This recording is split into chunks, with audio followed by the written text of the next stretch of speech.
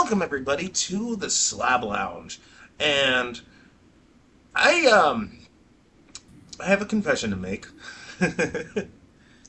I saw I saw the trailer for Coyote v ACME, and I gotta admit, man, that movie looks so much better than it legally should. Did you guys watch that trailer? Yeah, it looks pretty good. Right? Yeah, that's what I'm mad when they canned it. I was like, you probably have a good film and like ever. I loved what they did with Foghorn Leghorn. Because he's the guy that's apparently, like, running Acme, and he's threatening John Cena to basically make sure, like, they win. I'm like, the fuck? I'm just like, why? How is this movie? This movie looks too good. I'm serious. Space Jam, I'm gonna say it, Space Jam be damned. Fuck Space Jam. I like Space Jam. Oh no. We're very good on Space Jam, yeah. No, we're not. I didn't watch the second one. Oh, I didn't watch it either. Solidarity. Most people don't acknowledge the second one exists anymore. They shouldn't acknowledge the first one. The first one fucking sucked. It gave us Lola Bunny. Oh Yeah, it was interesting. It was a nice mix of cartoon and sports stuff. Everyone was liking Michael Jordan. Everyone liked Looney Tunes. It was pretty good, you know. And then they had a lot of good basketball players on there. Then you got the second one, like, here's LeBron James. Hey, I have no original ideas, so I'm just going to do the same shit Michael Jordan did. Take his same numbers. Now I'm going to do a separate number. Now I'm going to stay in here and pat my stats. Now I'm going to get my son on here, even though he doesn't deserve to be on here. So, right, you're doing way too much, bro. I will give credit where credit is due. Like with the first half of the movie being like 100% animated, that was actually like really nice. It's just that a lot of people just didn't like the second half of the movie, which is completely CG. And when I was looking at I was like, okay, how bad is the CG? Okay, it's not the crowd. That's the problem. That's the main issue right there, the crowd. Because I actually took a deep dive and later saw a video again by Diamond Bolt talking about the whole Space Jam legacy thing. And I'm like, yeah, the crowd, the background crowd, that's the main issue because that's what kills it. The CG the CG for the ball players, it's fine. It's actually pretty decent. It's just the crowd in the background it overtakes the CG so hard, and that's a bad thing because like you have like a dude dressed up as the Penguin from the 80s Batman from the Tim Burton Batman movies. Out of nowhere, you have the guys from Clockwork Orange in the background just cheering. Yeah, that's a bit. that gave me like weird Ready Player One energy. They were like, everyone is here. Look, Yeah, like who I don't know. Like, I fucking hope kids don't know who that's like, what that's from. and They shouldn't know. They should. And like, it's not even that. Like the parodies they were doing right now, I fully know. Like, you know, some of the parodies they were doing, like, you know, Game of Thrones, Casablanca, Casablanca or Casablanca. I don't fucking know how to pronounce that. Anyway, point is, like, I knew those parodies, right? And like, you have people that are just all like, "Oh, what the fuck are these movies?" And I'm like, "Guy, you know, no, not that. I mean, they were like, oh, they're doing these parodies for a kids movie." I'm like, "Guy, you know, the first Space Jam parodied Pulp Fiction, right? And that is not a kids movie. Like when, because who was it? Sylvester? No, not Sylvester. Yosemite. It was like Elmer Fudd and Yosemite Sam. Yeah, they were just they were parodying Pulp Fiction. So don't give me that nonsense. I just don't think a lot of the people that were watching knew what the fuck the parodies were. I mean, yeah, they probably knew Game of Thrones, but I can guarantee you, not Casablanca. So well, and I feel like Casablanca is like, it's been a thing Looney Tunes has referenced for like ever, and like no kid is gonna know what that is. True. I don't know. Right. Yeah. It's like, if you don't get on that plane today, you might regret it. Maybe not today, maybe not tomorrow, but you regret it. So, am I dumping? Am I still dumping on like this Space Jam 2? Yeah, because like again, if the second half of the movie is shit, then yeah, like you know. But give credit where credit is due. The first half of the movie, like, I might actually just watch the first half of the movie when they're going from Looney Tune Land to Looney Tune Land to Metropolis and shit. So I might just watch that just to appreciate the animation quality. But don't tell me Space Jam 1 was a fucking masterpiece, because it wasn't. Don't you dare say it was. I don't think it was a masterpiece, but I thought it was fun. Like as a kid, I don't know. Right, and then you got some R. Kelly in there. Yeah, I was gonna say it gave us R. Kelly hits. Yeah, R. Kelly hit before people knew the stuff he was doing. Or I mean, I guess other people knew, but we didn't know as kids. It's the naive nostalgia. Yeah, you know, it gave you hope when it was down with Mike's secret stuff. You know, and then he also had Newman. Oh yeah, in there. From Seinfeld was in it. Yeah. Bill Murray. And then you had what was this? Who showed up? Bill Murray. Bill Murray did a cameo with his bad knees. I don't even know how he got there. Like he just showed up. He was just like on set one day, and they're like, "Hey, you want like $10,000?" And he's like, "Yeah, sure." Yeah, sure. Let me play this stuff on here. Yeah, I mean, like, right. I don't mind, like, celebrities like that just taking a payout because their reputation they can take the hit. Like when Sir Patrick Stewart was Poop in the Emoji Movie. You know, he did it for the fucking money. But like, yeah, he's like, I wholeheartedly support him saying like, if he was just straight up said like, yeah, I did it for the money. My reputation could take the hit. I mean, he's not wrong if he actually said that. Well, the thing is like when you do voiceover is different than you standing there on screen, standing by it. Like, well, and no one was like, "Oh, Patrick Stewart is like washed now." People are just like, "Why would you do this to him?" Well, I mean, like they weren't mad at him; they were mad at the Emoji Movie. I mean, he was literally the voice of the king in Oblivion that gets killed off like 10 minutes later. Like, that's the only time you hear him other than moments of possible narration. I forgot he was in... Why? Why would you hire him just to kill him off in the first 10 minutes? Well, it's not just... I mean... Didn't they do that with they did that in Fallout 3? Trying to remember... I thought they did that with Liam Neeson in Fallout 3. He was your dad. I just couldn't stick around. Yeah, I just couldn't stick around and play Fallout 3 because, like, the fucking combat, like, Bethesda's combat, man, it fucking sucks. Jesus. Well, I mean, they hired Samuel Jackson for Deep Blue Sea. He was doing there for like 10 minutes. But, yeah. But then again, it's... He got eaten by a giant-ass shark. But then again, it's Samuel L. Jackson. Dude sold out for fucking snakes on a plane. Matter of fact, he almost... That movie was good. He almost it was entertaining. He almost walked out because he honestly wanted to say, "I'm tired of these motherfucking snakes on a motherfucking plane," and they almost took that, and they were like, "No, that line's not in." He almost walked from the project because of that. That's the line that made it. Yes. It's the integrity. Even people who have never seen the movie know that fucking line. Yeah, I mean that movie was entertaining. Like that was back in the day when I actually went to movie theaters, and I was like, "This is mildly entertaining." Like, would I say this is the best movie in the world? No, but it was entertaining. It was worth my money. Yeah. I think that's the first rated R movie I saw in theaters because I was still like 14, I think. Oh, for real? And like, yeah, like me and a bunch of my friends bought like a shit ton of rubber snakes, and like when the famous lion came up, we like fucking chucked him at the screen. It was 10 out of 10. Good job. Now I have an autographed like movie poster with like Sam Jackson's signature on it, and I have like the fucking chapter book. Like I like that movie unironically. I mean, if you want to get drunk, a good night drinking game is like just rent a bunch of Samuel Jackson movies.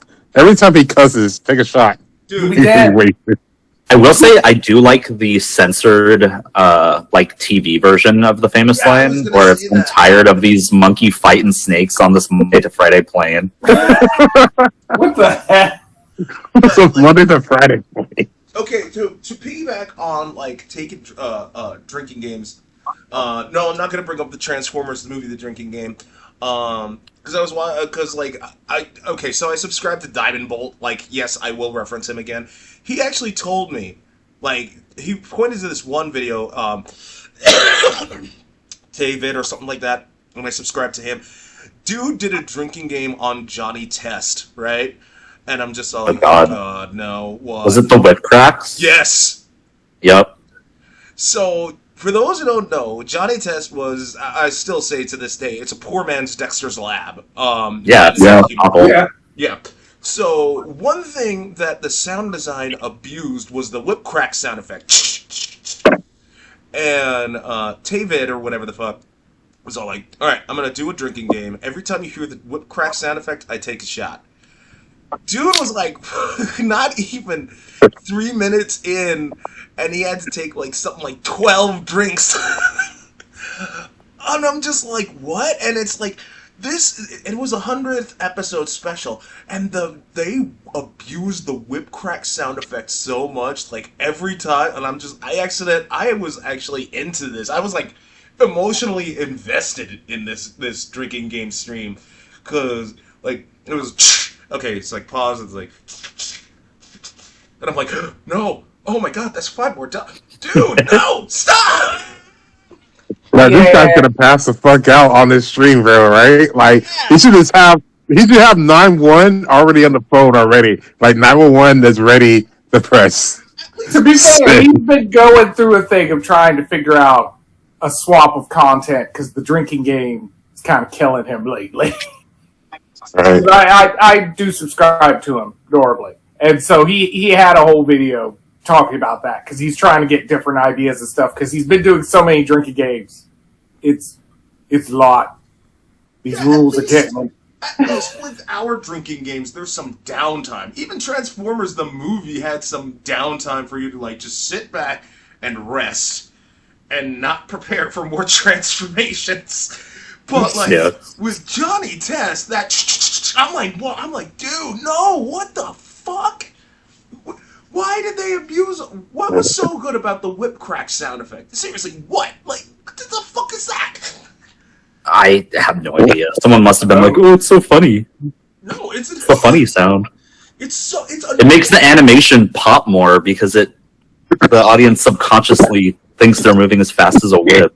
Like, if you're going to do that, you might as well just go all in and do a drinking game on Cocomelon every time there's a different shot. Like, seriously, like whenever the camera. Yeah, and I'm like, because like someone actually did go and like count the different camera angles, and it's like one every like 1 to 2 seconds in Cocomelon shorts, and you're gonna be fucking gone, dude. I think the Cocomelon like camera angles rivals that fucking whip crack sound effect in Johnny Test. I honestly do. Like, just Jesus Christ. And there's another burp. Yo, man, I have to admit, it is so hard to find good sourdough bread. So when I'm like, it's not just, you know what? You know how happy I am with the sourdough bread? I'm actually just eating the bread. I'm not putting any like meat or cheese on it. I'm eating it as is because I'm just that happy with that sourdough bread. I'm so happy I found good sourdough. I always fuck with sourdough. Every time they have the option for sourdough, like that, let me get that fucking sourdough, bro. Like, right? Oh my god, for real. So like, it just really tastes really good, man. Yeah. And it's like when I went to San Francisco with my mom when I was younger. And of course, we got some of their famous sourdough. I was like, this is fucking delicious as fuck, bro. So hard to find good sourdough bread. So hard. But you gotta get a good starter, man. You gotta get a good starter if you want to make it yourself, man. Like, you gotta get a starter. Sorry, that you gotta get Taintown. You gotta get Taintown, as Boyle said on 9-9. Yeah, oh my god. I would love to eat Boyle's like sourdough bread like on like the meatball sandwich. Oh man, those things look delicious. Do a meatball sandwich. If you got like a nice BLT, maybe like a Rachel or a Reuben, you know, check out the rye. Wasn't really that big fan of the rye. For the record, people, no, this was not any of the Slab Lounge notes. Like, I was just burping because I ate sourdough bread, like, before the recording started. My God, but like, as happy as it is, as happy as I am, it's time to bring some people down because Gen V got canceled. I honestly don't care. I might care. Go on. Okay. The only reason why I was the hugest fan of Gen V, I mean, like, I thought the storyline for season 2 was okay, even though what's her name healed the guy with like healed his blood for whatever reason, because that was dumb in and of its own right, because the guy's like a fucking maniacal idiot. Um, the only reason why I'm not Gen V's, because they look. If you want her to be like the next Homelander, that's fine. I'm fine with that. But like, they seem to like put her on this pedestal because like Sony and Amazon like, look, she's black, and and she's a girl, and we're empowering her, and this, that, and the other. I'm like, guys, if you want her to be the next Homelander, that's fine. But you don't have to like advertise that you're all woke. I mean, when I was watching Secret Level, and which involved the 40K one with Captain Titus, who was taking orders from the sergeant, who's a black dude, no one cared because it was just a good action flick. Here you're just like pointing all these fingers at. How is she not feeling awkward? You know what I mean? Because that. I hope they. I hope. I completely. Wow, I forgot her name too. That's the thing. Yeah, same. I couldn't tell you a single character's name except for Jordan. Yes. Jordan. I don't even remember the one. That's the Asian one. Yeah. I don't even remember what's her name. Like, who can basically psychically she puts you under her thrall by touching you. And, oh yeah, the hot one. Yes, yeah, exactly. I just call her the hot one too. Yeah, that's her name. I mean, so, like, have you been watching the new season of The Boys? Oh no, nope. I haven't either, but like they've been merging the two storylines. Well, yeah, no. So that was always the plan. I get that. Yeah, so like if The Boys is kind of bringing them back and they're just sort of finishing the story, I can see why they'd be canceling it. Yeah. Like that makes sense to me. And so if that's the reason, I'm cool with that. I don't like though. Oh my! Like I checked out after the first episode of the boys final season. Here's why. Like A-Train, right? He was going through this redemption arc in the previous season, and you kind of feel for the guy because you actually see that he's trying. So all that build up, and what do? They kill him off, and like by the end of the first episode, and you're just like, what? Like, the only reason why I'd watch The Boys at this point is Soldier Boy. Soldier Boy is, like, the best character in that fucking thing. He brings so Soldier much... Boy, tell him. Yep. Trust me, Robert, like, if there's one season of The Boys that you should watch, it's Season 3. Because Season 3 is where Soldier Boy makes his debut, and he's the best fucking character in that fucking show. I can tell you that. I feel like it wouldn't even really hit, though, unless you watch, like, the first couple seasons. Nah, yeah, but, like... Soldier Boy is so good as a character, like, because he's not like this guy that's like truth, justice, and all. No, he's an asshole. He does drugs, but like he's the weird asshole that's like out of touch with reality. Because long story short, he's been kind of in solitary confinement since like the 80s. So when you first see him in the States, don't even know how that happened because he was in Russia. He sees two dudes, like, two dudes, like, in a romantic relationship. He was weirded out by that. He calls Bill Cosby America's dad. He was weirded out that Afghanis were the enemy when the U.S. and the Afghanis fought in the 80s, and you're just all like, oh, yeah, you don't know the current news cycle. Yeah. It's, like, Soldier Boy was the best thing to happen to The Boys. And season 5, he's out and about again. Problem is, with the way season 5 started, I'm just like, yo, you kill A-Train just like that, fuck you, I'm done. Like, I'll watch the series finale, but that's about it. That is literally about it. Go ahead. Probably watch it. I don't know. The Boys is weird. Like, it's kind of like Game of Thrones to me, where I feel like it started off really good, and then just each season has gotten a little worse. Yeah, like, most people point to... Because season 1 was great, but, like, the writer for that entire season left, and Eric Kripke got in charge, and that's when he really started doing the Trump stuff, like, with Homelander, and, like, people were just not having it. But then Soldier Boy came in, and then he got put back on ice, and season 4 happened. And yeah. Well, and then like I don't know. I feel like part of why The Boys isn't as good anymore is just unfortunately because we just live in The Boys universe in real life. Like it's hard to even do parodies of like MAGA when that's just like shit they do. Like Erica Trump's like WWE entrances and stuff is like something I feel like The Boys would think is like too on the nose.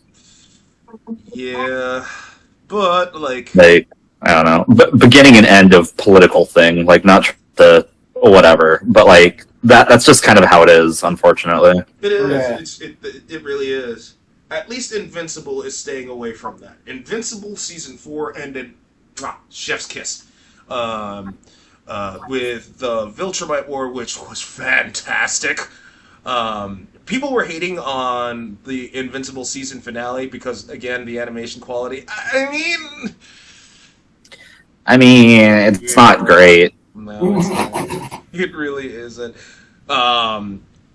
So, if you're watching Invincible, Captain and Robert, which I wholeheartedly advocate you do, because the Invincible, like, while The Boys started off great and then gradually went down, Invincible, on the other hand, really stayed consistent. You just got to get through the fact that Mark gets his shit wrecked, like, a ton, and then he actually levels up. But, like, with the animation quality, especially from Season 2, 3, and 4, like, there are times where you will just notice the PNGs and it'll take you right out of the experience. Like, they're just static images for a good bit. And it's, man, that's, yeah, so it can be a real pain in the ass. And, again, Season 3 was really trying my patience because Mark kept bitching about his day. And the only reason why I still kept on with Invincible were people not shutting the fuck up telling me to, like, wait for the Invincible War. And then I watched the Invincible War, and I still wholeheartedly say that I will never complain about Invincible ever again. Yeah, no, it's really good. Invincible is also, like, one of the rare things where I feel like it just gets better over time, too. So if you're kind of not feeling too great about, like, the first season or two, like... It gets better. Yeah, no, Season 3, the Invincible War, Season 3, oh my god, that thing was brilliant. Oh man, it was super fucking good. And then, like, right afterward, you know, the Conquest stuff, I mean, that was just a double tap of a banger. Season 4, yeah, I mean, like, the Viltrumite War, oh my god, that thing fucking lived up to the hype. Oh, it was so much better than you could expect. Watch Invincible, guys. I'm serious. That thing's mwah, chef's fucking kiss. It's very good. Mm-hmm. It also confuses me that it came out before The Walking Dead because they were made by the same guy. Yeah, Robert. And I'm like, you hit a home run with Invincible, and you kind of fell off with Walking Dead. Right? But then again, Kirkman and AMC got into huge legal fights, like left, right, and the center. I mean, it's still like the comics of The Walking Dead like weren't that good. I liked The Walking Dead a lot when it first came out, but like it did not end up doing too great. Oh, okay. Never mind then. Yeah. I thought you meant the shows themselves, not the comics. No, I mean like both. I don't know. Invincible's good. Watch it. Yeah, Invincible's good. Like, okay, I gotta know your opinion on this game. People are down on Tech Jacket because she's a chick. Are you kidding me? Like, what? Yeah, I don't... Like, Tech Jacket just doesn't really matter. like it. I don't know. I'd be fine with it if Tech Jacket was like a main character. I wouldn't care regardless. But like, Tech Jacket isn't important. Like, I don't know why people are upset about the gender change. Yeah. Hey, at the very least, if you didn't know this, Tech Jacket's computer, the AI, is actually voiced by fucking Burton. Oh God, fuck. He played Geordie LaForge. Why am I forgetting his name? Oh, LeVar Burton. Yes, LeVar Burton. Yeah, neat. Yeah. I'm very happy with that decision because it's LeVar fucking Burton. Reading Rainbow all the way, baby. I just wanted a picture. You can't disappoint a picture. Right? Community. Yeah. I told Pierce. I hate you. Oh man. Yeah. I'm still waiting for that movie to come out.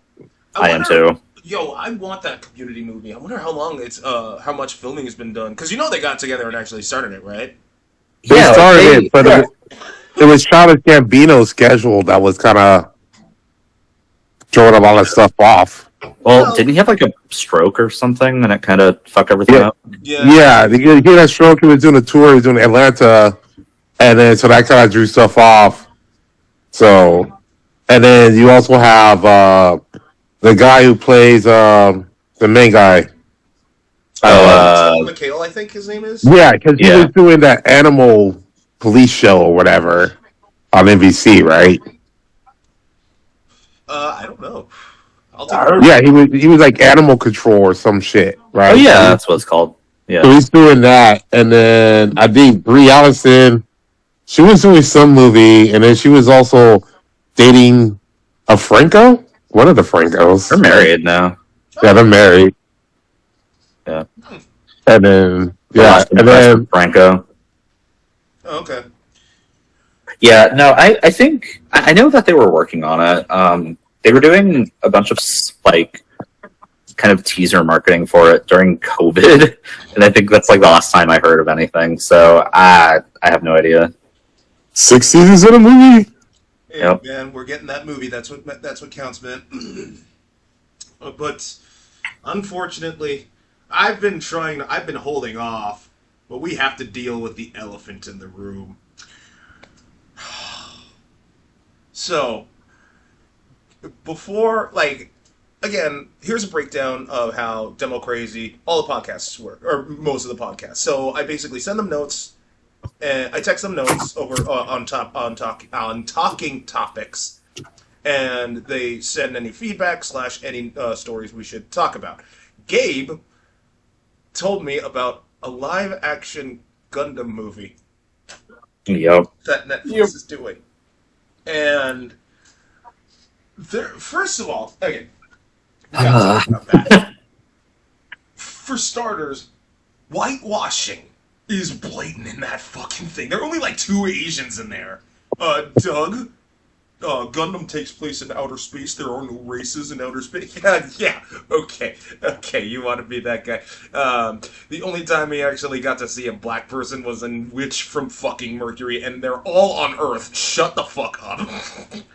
Is this true? They said that Sydney Sweeney is in it. Yeah, Oh, she's the main character. yeah. Okay, so that, once again- I'm trying to figure out how She that is even works because no matter Amara what, Reyes.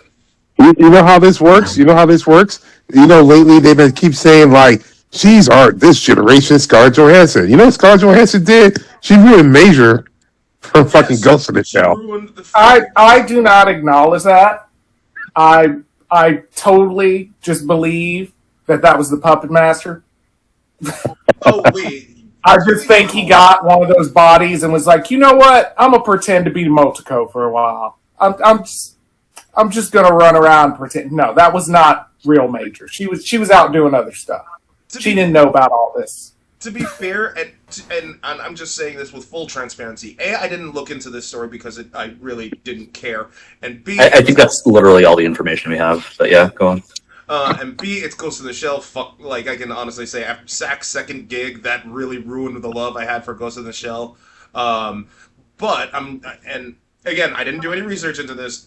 I was told that Scarlett Johansson was apparently contractually obligated to do it, because if she didn't, then like she'd lose out on other stuff. It's kind of like how Toei Animation forced Fox to actually do a live action Dragon Ball movie if they wanted to do them, if they wanted the Dragon Ball movie license to showcase in theaters.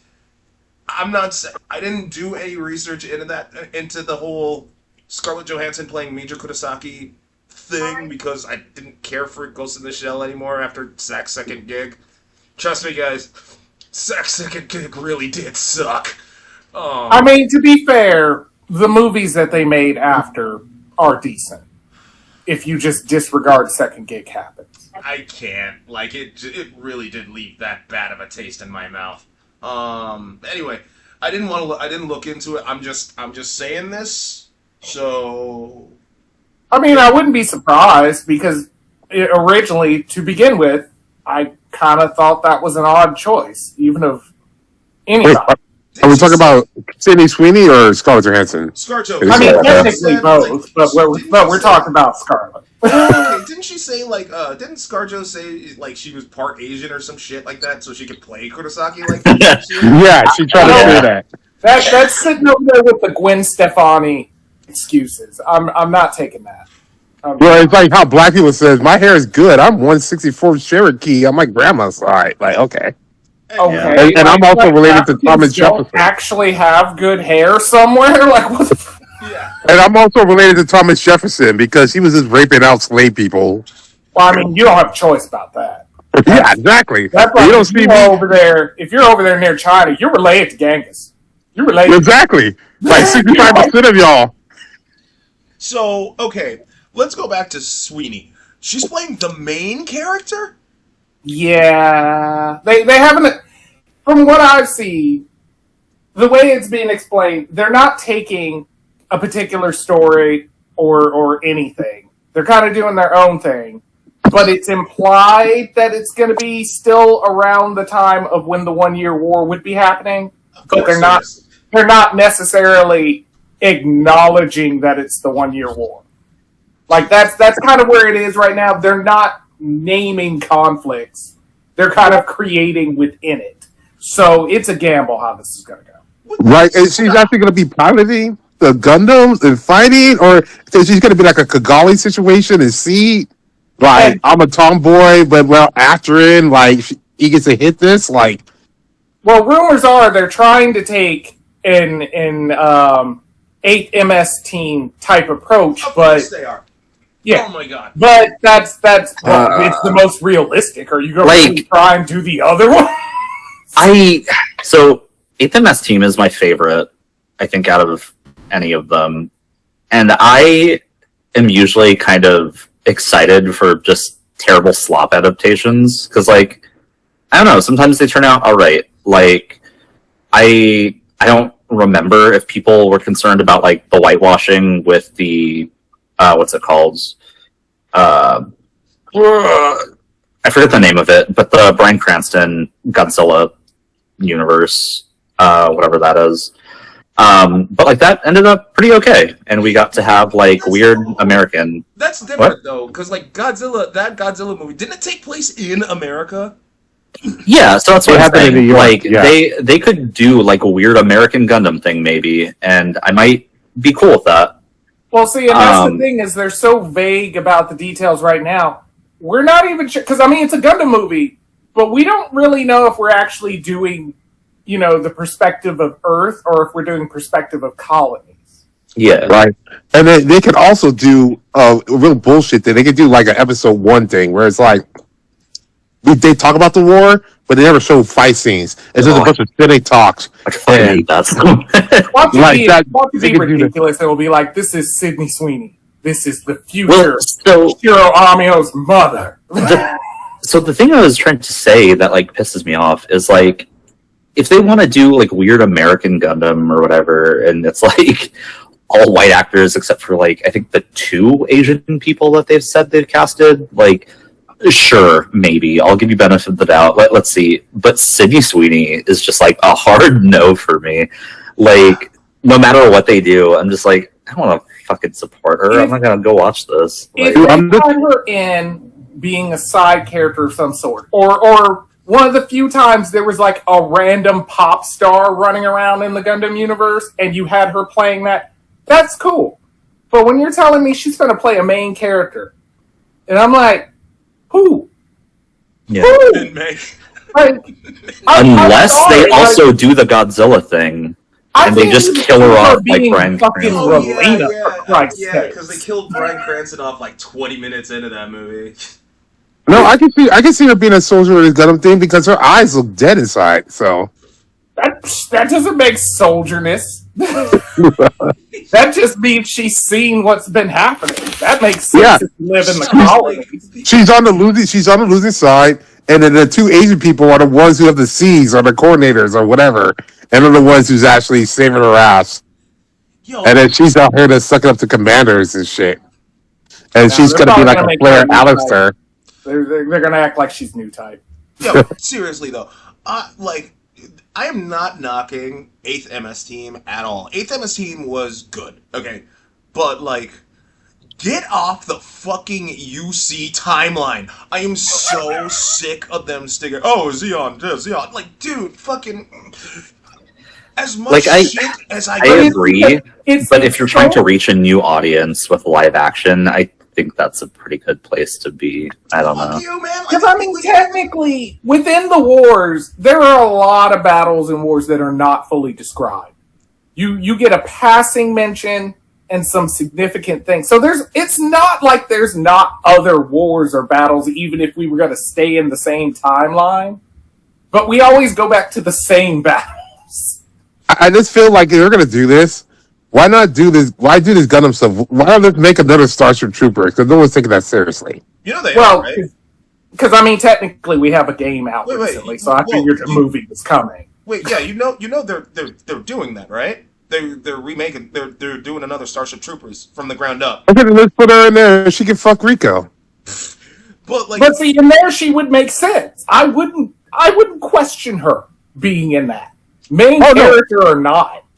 I would just go, the only reason I would see that is, first of all, only if it gets streamed on my TV on a subscription I already pay for, and knowing that she gets eaten by a bug. That's the only reason I would watch it. Okay. And I want to wait for people to tell me. I'm watching it now just because, you know, it's basically watching Helldivers. Yeah. But anyway, like, look. I get it. You want to say, like, oh, UC Timeline's best way to, like, getting new audiences. But, like, no. Gundam was actually on its last legs before Gundam Wing. And as much shit as I give Gundam Wing, like, the way it revitalized Gundam, the Gundam franchise as a whole, was it takes place not during the Zeon War. I mean, let's take a look. Yeah. Let's go back to the UC timeline, right? Let's say, like, how much shit... Take Gundam Unicorn, right? Like, that anime wanted to be Char's counterattack so fucking badly. You could see it at light of day, despite Char's counterattack not being that good to begin with. But, like, when you have that, you have Hathaway... Okay, I won't give shit to the Hathaway movies, because apparently they're really good. Even though I'm not going to watch because it's Hathaway. But, like, the fact that, like, get off UC's dick. Okay, just get off. Get off UC's dick. Because Gundam has flourished without the UC timeline. Which from Mercury. Fucking great. Gabe, even you said GQX wasn't that bad, right? Quox? Yeah. Is that how it's said? I thought it was like G-Quox. I think it's supposed to be pronounced like quarks, but a Japanese person came up with that idea, so that pronunciation is weird. And the point I'm trying to make is that's like straight up alternate history, Zeon 1, and then everyone's moving on. Woo, yay! Fucking get off, UC. And you know what the true best move is? Just pivot away from Gundam and give us live action protoculture. Oh god. Well, Sony's been trying. Sony's been trying, but that's I don't know. Yeah, have fun with that. So yeah, no, I'm being serious. Sony has been trying for the fucking longest to get Robotech and Macross out and about, and I'm just like, yeah, good luck with that. That's a licensing. I mean, I appreciate their effort. I really do, because it's worth it, but it's not going to get anywhere till I probably have grand. And all that licensing nightmare. You want to try doing it? Be my fucking guest, man. I think one of the last Macross game I played was GBA. That'd be hilarious if that's what all the Ellison mergers are eventually adding up to. Right? Get enough things to finally be like, we have Robotech. We have Macross. Yeah, the last game wasn't on the GBA. The last game was like the 20-year anniversary or some shit, and it was for. I think you're saying that's the last one you played. Yeah. Yeah. Oh, okay. But yeah, the last Robotech game we got was like this 20-year anniversary thing for the PlayStation, GameCube, and Xbox. Which, to be fair, like when I played it again, and thank God for modern action games. Like, I'm serious. Do you know how to turn in that game? Do you want to know how you do? You have to use the shoulder buttons. The right analog stick was used for something else entirely. It's not even camera control. I'm like, how? Yeah, I faintly remember it being clunky.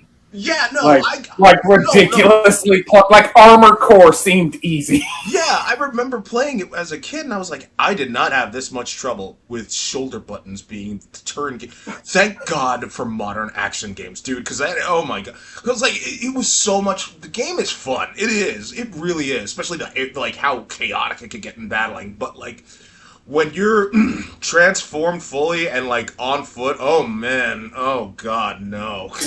Oh, man. Nope. They should redo Metabots. But let's get back. I mean, I wouldn't say no, but yeah. I mean, go ahead. Yeah, that's fine. But, like, just looking through the cast list, though, the only one that really pops up, unfortunately, is Sydney Sweeney. I don't know any of the other. No, I don't. Well, I mean, there are some various people from different things, but not things that would make you think of this movie. Like some are newer people, but some are people that have been in things that are noticeable, but they weren't main people. Right? I mean, so it's like there's. I guess they're expecting Sydney Sweeney and I think it was Noah to be the two draws, but even on their scale, technically Sydney Sweeney's higher than Noah, but Sydney Sweeney is not anything you would think about with Gundam. Like, by no means, I don't care if she comes out here with G.I. Jane haircut. I'm still not going to look at her and be like, oh yeah, that's the new Gundam movie. Like, I'm going to be like, does she have cancer? What's going on? Man, like, you know they're gonna, like, yeah, there's that too, but, like, you know there's gonna be people that'll complain, like, oh, there aren't enough, mobile suits, like they did with, Requiem for Vengeance. Oh my God, those people really need to shut the fuck up, like... Yeah, I mean, I don't know. There better be some, though. But I mean, like, in a live-action movie, it's gonna be an awkward balance, because you don't want to make all the movie a large, everybody's in the Gundam, because then that's basically you just filming people sitting around in the Gundam. But you need to make a decent actual plot for when they're not in the robot. And that's usually where I'm more concerned. Anything happening while the battles are happening or leading towards that, I'm pretty sure they can find any of the Gundam stories and get a roadmap. But the actual character plot, I am concerned, because even in normal Gundam writing, most pilots have a specific thing going on in their lives that lead them to end up being a pilot or to feel the way they feel. The way, how do I put it? Most American writing does not write the same way. Mm-hmm. You're not going to... We don't tend to write to identify the same way you would with a child soldier kid who had his family and then war broke out and he ended up in the machine. It's they're gonna try and make him some fucking teen zoomer bitch on YouTube trying to watch shit. I can't. Because they don't know how to write people being normal. See, I feel like you gotta disagree, because I feel like this one they can't really write that well. So what they're gonna do is a lot of fights, find out Sydney Sweeney her husband used to be in this and died.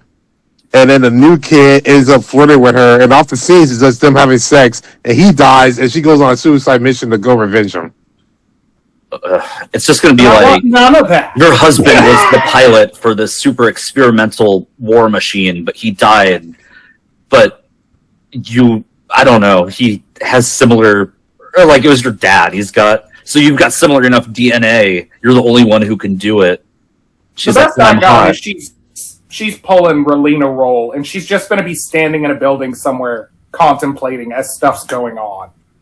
She's not actually in the Gundam, but she's love interest, so she has to be on the screen. That type of thing. I was like, okay, who's directing this movie? Jim Mickle. He's writing, producing, and directing it. And I was like, okay, what's he known for?